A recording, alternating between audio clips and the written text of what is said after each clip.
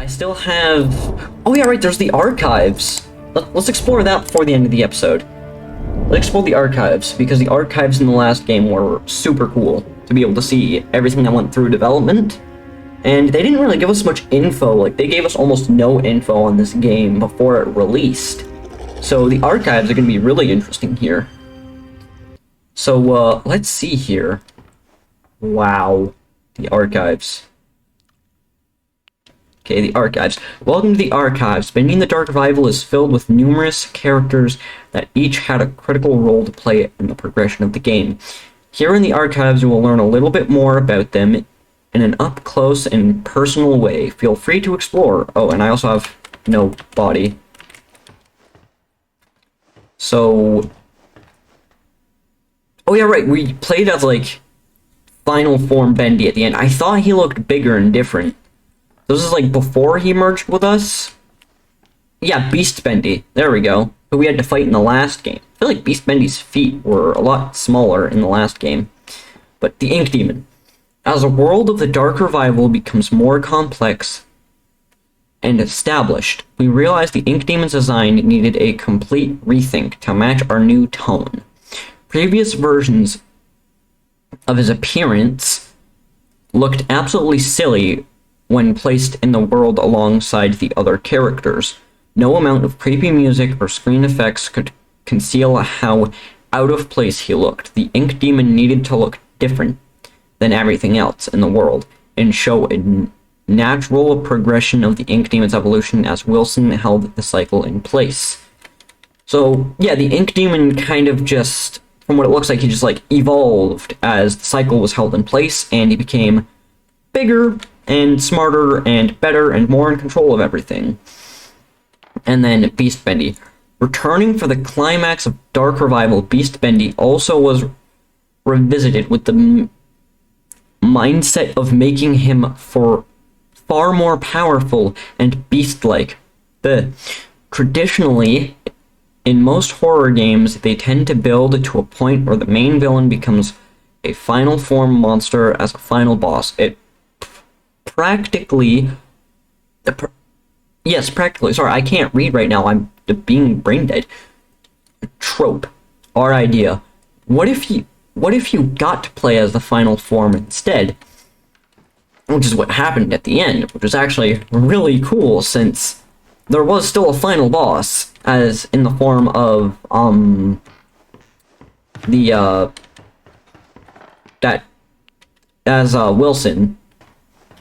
But, yeah, that was pretty cool. Okay. The Ink Machine. Designed by Thomas Connor of the Gent Corporation. Stolen by Joey Drew. Retrieved by Archgate. And once again reclaimed by Gent. The Ink Machine's next adventure is a mystery. So it's hinting that there might be a next game. Or it's a mystery and we'll never find out. So yeah, it was reclaimed by Gent, which is what I was thinking happened. Okay.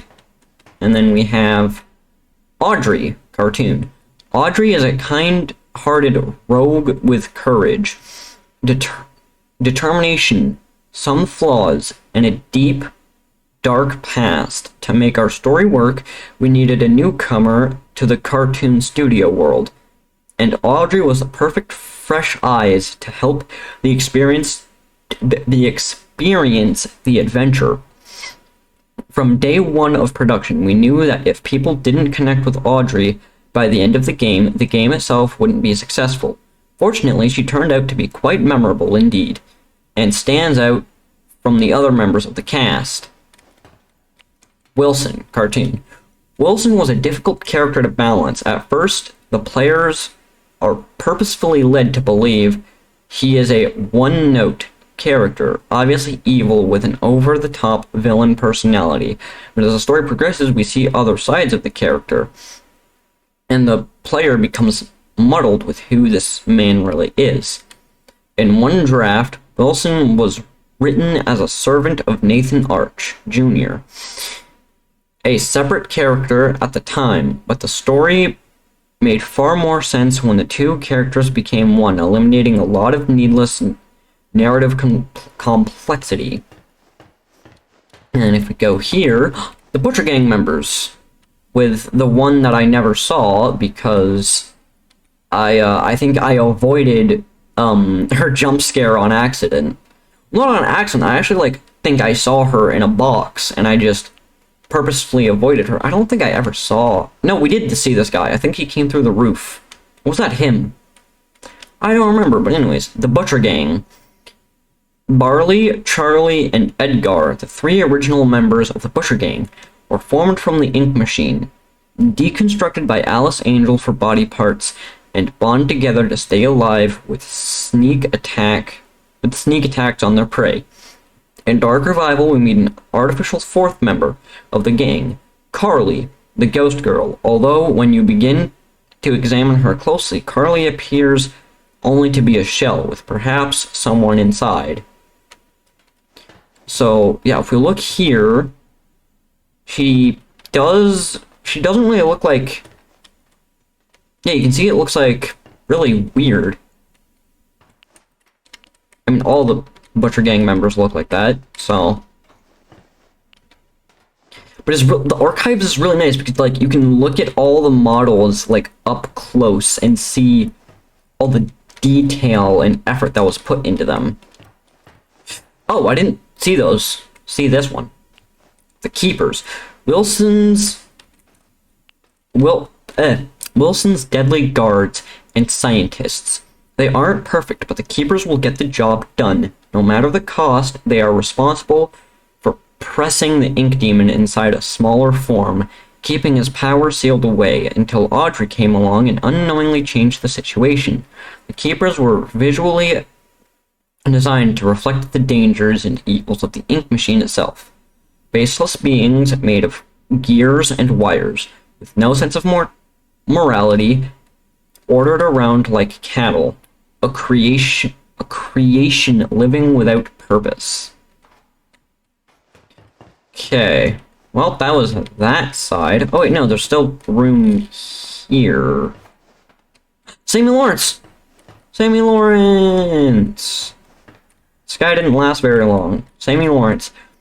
The famous music composer of the studio, Sammy Lawrence, originally had a slightly larger role in the story of Dark Revival, but in a story already filled with so many characters, making them all play a meaningful part became a challenge. He was ultimately sidelined in favor of telling a more coherent storyline, although it is interesting to note that Sammy Lawrence appeared to have mastered the flow ability in Bendy and the Ink Machine long before Porter and Audrey could weld it. Okay, so that would explain a few things about Sammy Lawrence in the first game. That's actually pretty cool. Okay, so I definitely missed notes from him, because I feel like I only read one note from Sammy Lawrence during Chapter 5. So I definitely missed out on a lot of stuff. And if we go here... Alice Angel, the self-appointed queen of the studio. Alice Angel is one of the most memorable faces in Bendy in the Bendy world. Forever lost in a tide of insanity, she is an absolute delight to write for as a character. An angel with many layers. Time will only tell if this inky temptress will ever reappear. And then, oh, Amok. Lord Amok, ruler of the sewer cult. Lord Amok illustrates how the world of the ink had continued to develop into different societies. Deep within the darkest places, though he was weak in a fight, his name will simply never die. And then we have... Oh, this thing. I died like 50 times to you. Okay, King Widow. Ink widows have begun to infest where the light grows darkest. Where the light grows darkest. Their king, the biggest and the most feared, will only emerge from his nest when its young are threatened. And then this guy. Oh, Ship Ahoy Dudley. Or is that how you pronounce it? I don't know. So you can see, oh, Wilson's like missing from the inside. He's like, kind of like untextured there. He has no color. It's like showing like the actual character. Wilson's just inside of him for the story of the game. The demented invention of Wilson, created to serve the world, the dual purpose of dethroning the ink demon in the cartoon world, and also upstaging Joey Drew in the eyes of Wilson's father, and Nathan Arch. Neither of these happened. Ship ahoy, Dudley is a mysterious sailor with his own eerie grin, similar to that of Bendy, along with his sidekick, Crackle the Crab. It is unknown just what kind of cartoon adventures they would have had together. So yeah, you can see he's not at all really like Bendy, but he has like a lot more color than Bendy. Bendy is black and white. He's full of color, which I feel like is kind of what Wilson was going for. He was kind of like trying to add color and life to the ink world, but you can see the ink machine didn't really create it as it was supposed to. And then Lurker, or Steve, as he became to be known, was originally created as a brute-type enemy that would free roam the way lost ones do, but ultimately felt unnecessary as the random ink demon encounters already fulfilled the role of putting in the player on edge. While exploring previous traversed locations, in the end, Lurker found a much better calling as an unlikely ally, effectively expanding him into more than just a typical enemy.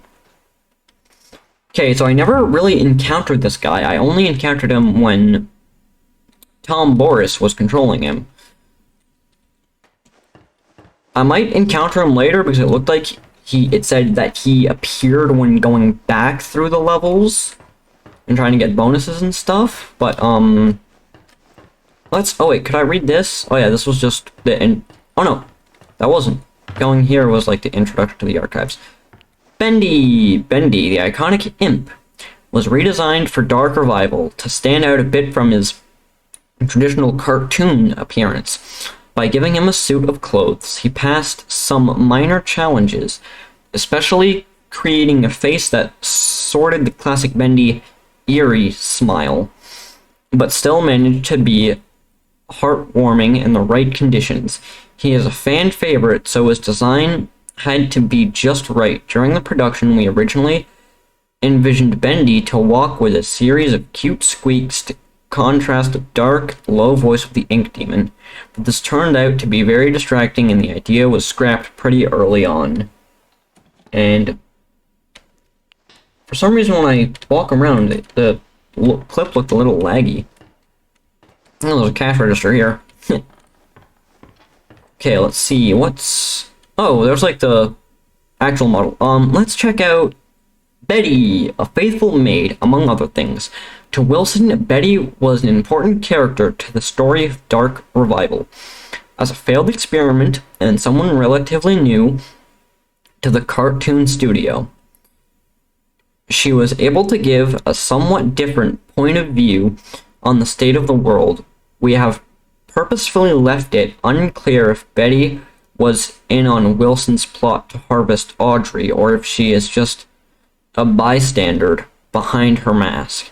There are still answers to be found. I'm guessing we might be able to find maybe some clues about her notes.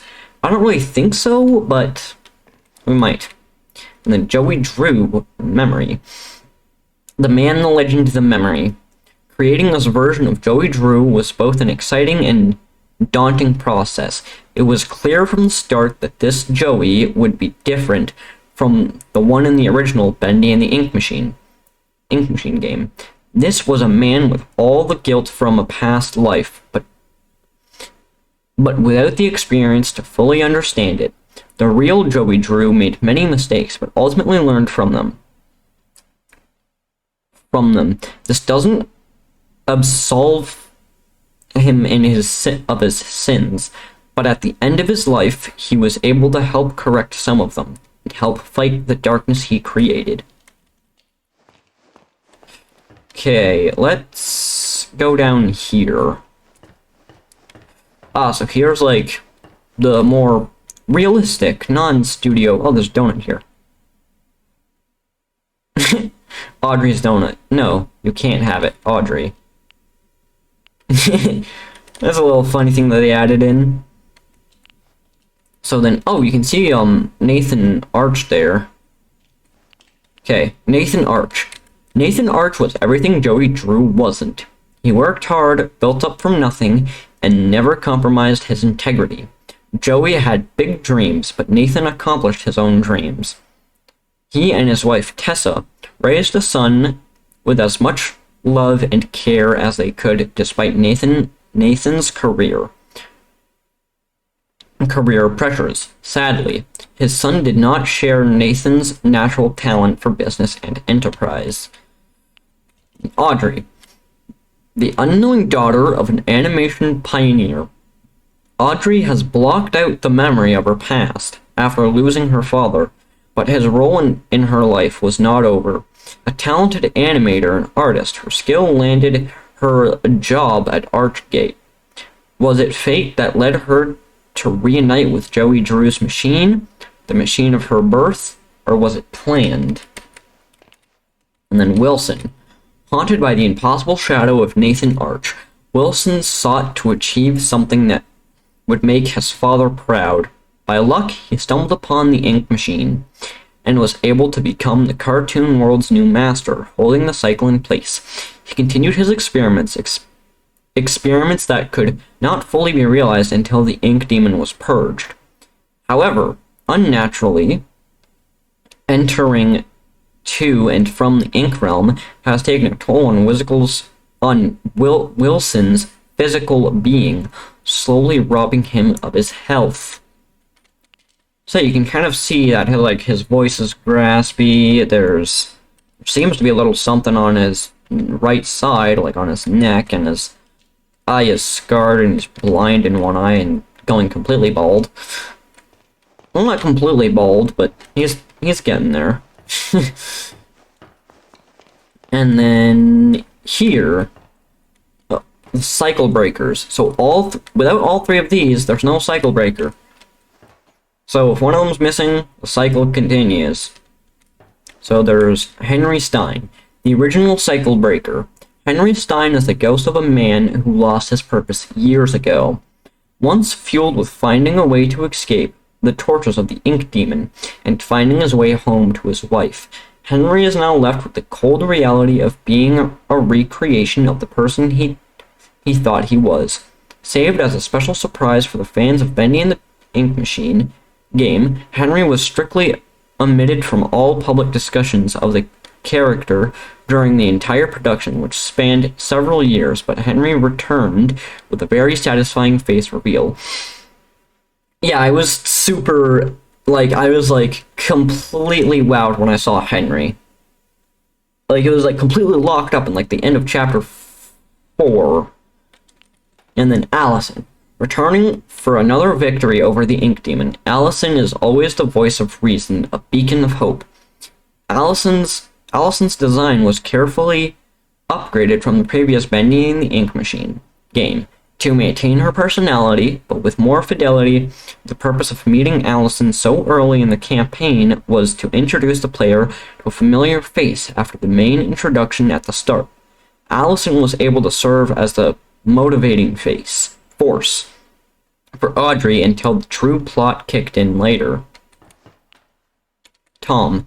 Tom is Allison's silent protector, and the only Boris clone involved in the main story. Where is Boris the Wolf? Rumor has it that during the events of the game, Boris is experiencing a dark survival story of his own.